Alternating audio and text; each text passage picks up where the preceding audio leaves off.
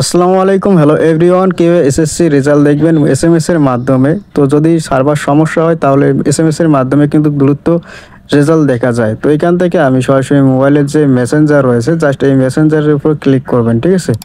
তো ক্লিক করার পর এখানে নিচে দেখতে পাচ্ছেন স্টার্ট চ্যাট, জাস্ট এই অপশনে একবার ক্লিক করবেন। স্টার্ট চ্যাটের উপর ক্লিক করার পর উপর থেকে উপরে দেখতে পাচ্ছেন type name, phone number, email.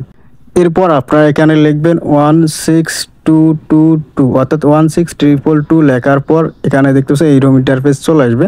Just এখানে ক্লিক করবেন। ক্লিক করার পর নিচে দেখতে পাচ্ছেন যে টেক্সট মেসেজ নামে একটা অপশন রয়েছে, জাস্ট এখানে ক্লিক করবেন। ক্লিক করার পর এখানে আপনারা লিখবেন এসএসসি স্পেস, তারপরে আপনার যে বোর্ড রয়েছে বোর্ডের প্রথম 3 সংখ্যা লিখবেন। লেখার পর আপনার রোল নাম্বারটা দিয়ে দেবেন অ্যাডমিট কার্ড অনুযায়ী। এরপর আপনার যে সালের পরীক্ষার রেজাল্টটা দেখতে চান, জাস্ট ওই সালটা এখানে লিখবেন। লেখার পর এখান থেকে আপনার সেন্ড অপশনে ক্লিক করবেন। তো এখানে আমি লিখছি SSC Dhaka board, roll number, এরপর সালটা দেওয়ার পর জাস্ট এখান থেকে আপনারা সেন্ড করবেন, ঠিক আছে?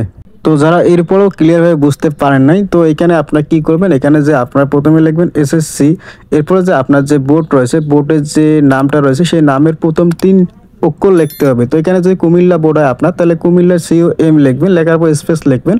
লেখার পর যে আপনার যে এডমিট কার্ড রয়েছে সেই এডমিট কার্ড অনুযায়ী আপনার রোল নাম্বারটা এখানে দিয়ে দিবেন, ঠিক আছে? এরপর এখান থেকে সরাসরি দেখতে পাবেন সেন্ড অপশন, জাস্ট এখান থেকে সরাসরি আপনারা সেন্ড করে দেবেন। সেন্ড করলে কিন্তু আপনার রেজাল্টটা চলে আসবে রেজাল্টের দিন। তো আশা করি এই বিষয়টা ক্লিয়ার হয়েছে। যাদের দিনাজপুর বোর্ড এখানে DIN লিখবেন। লেখার পর সেমভাবে আপনার রোলটা দিয়ে দিবেন। দেওয়ার পর আপনার যে সালের পরীক্ষার রেজাল্ট দেখবেন সেই সালটা দেওয়ার পর সেন্ড করলে রেজাল্ট চলে আসবে। তো ভিডিওটা যদি ভালো লাগে অবশ্যই লাইক, কমেন্ট, শেয়ার করবেন। চ্যানেল নতুন দিলে চ্যানেলটা সাবস্ক্রাইব করে পাশে থাকবেন। ধন্যবাদ ভিডিওটা দেখার জন্য।